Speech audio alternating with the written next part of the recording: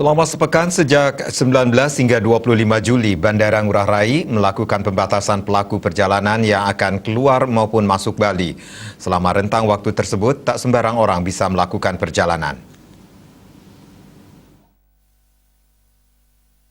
Mengacu surat edaran Satuan Tugas Penanganan COVID-19 nomor 15 tahun 2021, hanya beberapa orang dengan keperluan tertentu yang diperkenankan.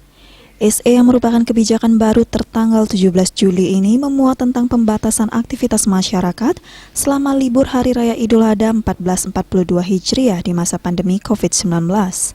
Di samping mengatur mobilitas masyarakat keluar daerah, SE 15/2021 juga membatasi sementara aktivitas perjalanan orang usia di bawah 18 tahun. Stakeholder Relation Manager PT Angkasa Pura I Bandara I Gusti Ngurah Rai Taufan Yudhistira mengatakan, pengaturan terhadap mobilitas keluar daerah ini ada sejumlah keperluan yang dikecualikan. Di antaranya adalah keperluan untuk bekerja pada sektor esensial dan kritikal.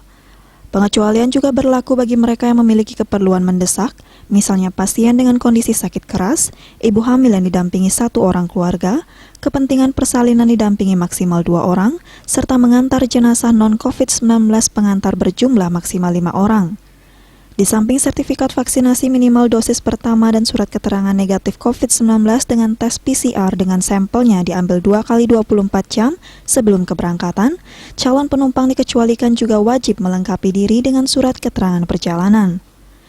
Bagi penumpang dikecualikan yang merupakan pekerja sektor esensial dan kritikal, itu bisa berupa surat tanda registrasi pekerja atau STRP, ataupun surat keterangan lain yang dikeluarkan oleh pemerintah daerah atau surat perintah tugas dari pimpinan instansi setingkat eselon 2.